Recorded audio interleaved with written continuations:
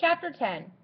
We put Joey to bed, and when I leaned over him, he gave a long sigh of contentment and looked up at me. Then he went to sleep almost immediately. I sat close to the bed and watched him as he slept. It took me a little while to realize fully that he was there, that the long nightmare of anxiety and anguish was over. Lonnie dropped down in a chair facing me, and for a time he just sat there staring ahead of him as if he, too, were emerging from some bad dream. "It's been a night," he said finally, leaning his head against the back of the chair and closing his eyes. "Did you have trouble finding him, Lonnie?" "Not in finding him. The police had a list of the people who had taken the 8 children this afternoon. Joey was with a couple who appeared to be in good circumstances, and they didn't want to give him up. He was clean and fed and dressed in warm night clothes. They'd sent for a doctor. They'd done everything they could, and so resented me at first. The woman, Mrs. Arthur, cried and took on over him.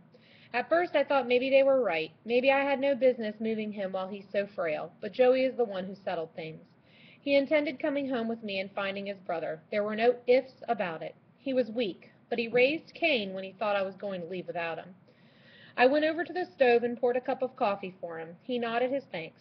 The doctor came and examined him. He said it was better for me to bring him home if he was going to fret.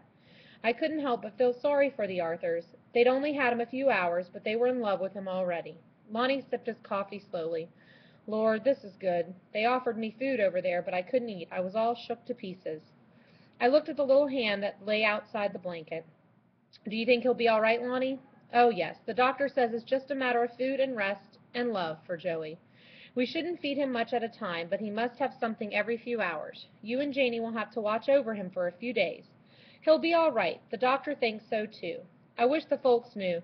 I said more to myself than to Lonnie. "They do," he said. "I went out while they were getting Joey ready to come home and sent a wire to your folks and one to Pete Harris. I just said, 'Found Joey. Everything's okay. I hope your dad can sleep tonight.'" "I hope so, too," I said. A kind of gladness for Dad went through my mind. When he had finished his coffee, Lonnie stood up and began unbuttoning his shirt. "I think I'll have to get to bed if I'm to work tomorrow, Josh. I'm beat. Can you watch over him tonight?" "Of course." I looked up at him.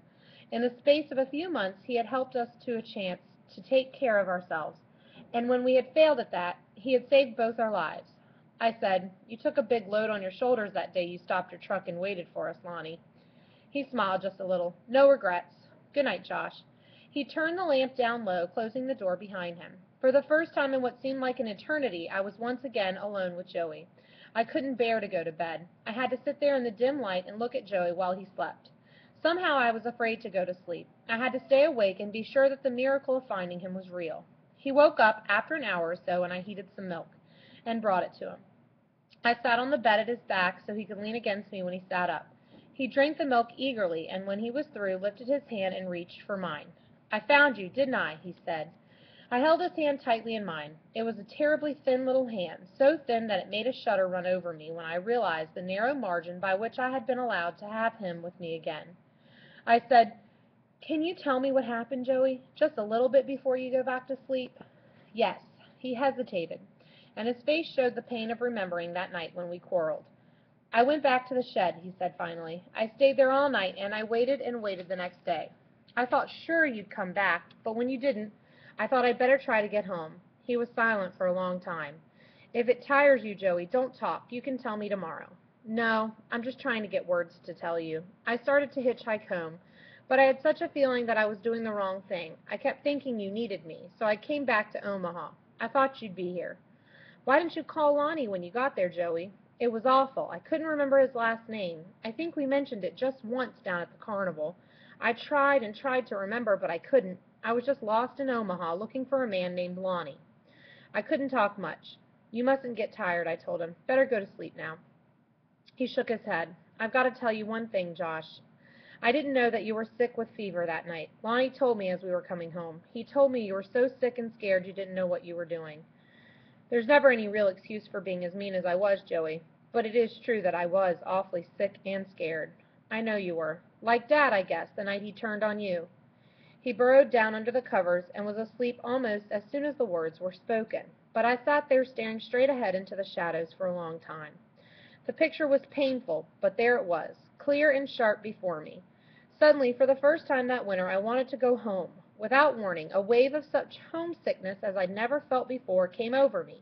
I could think of nothing but Dad. of sleepless nights for him like the ones I had known, of remorse and anguish as bitter for him as mine had been for me. I had remembered the black looks and the mean, cruel words all winter, remembering them in great detail to help maintain the dislike for him which I thought would never change. But at Joey's words, there in the darkness, I felt only pity and a sense of having been subjected to the same hell Dad had known. I hoped I wouldn't undergo a change of feeling the next morning. I felt better and more mature. I felt a compassion that was altogether new to me. I tried being matter of fact with myself. No point in kidding myself that Dad and I would ever be able to live together without running into problems. We were too much alike. I remembered times when he had apologized to Mom for a show of impatience toward her on his part. "It's the Grandowski in me, Mary," he would tell her, blaming the father he resented for his own weaknesses. I had often tended to write off my own weaknesses as being inherited from Dad.